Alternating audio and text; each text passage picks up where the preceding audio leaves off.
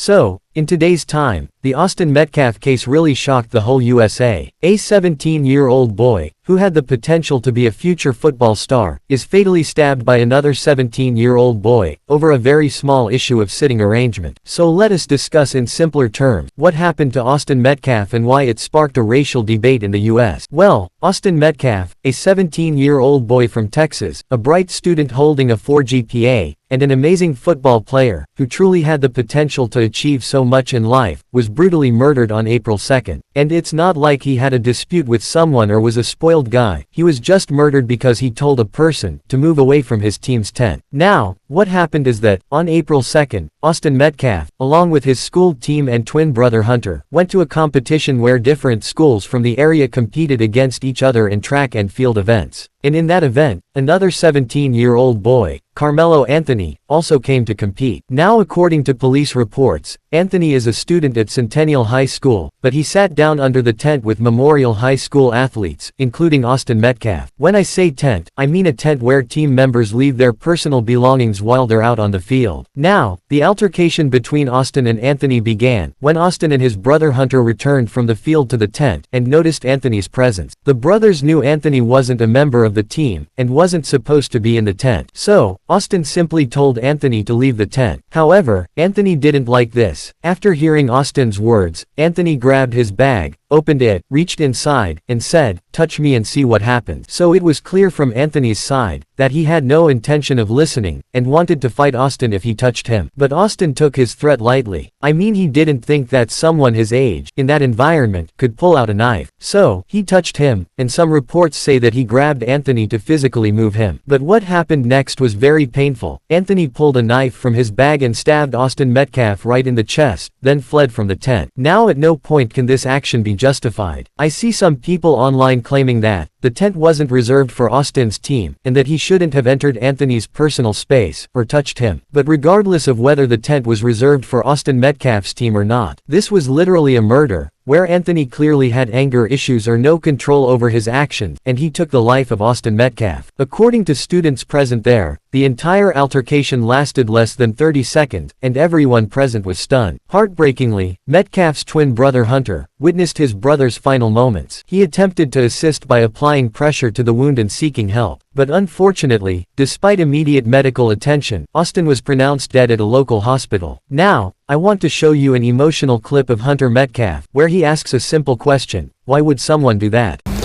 There was this kid, before I knew his name now, this kid was sitting under our tent at track. We asked him to move.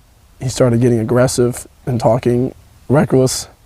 And my brother stepped in and said, "You need to move." He's like, "Make me move." Austin grabbed his backpack.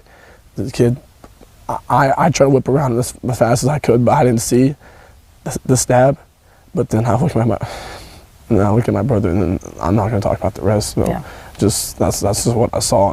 And I tried to help him, but it was just senseless.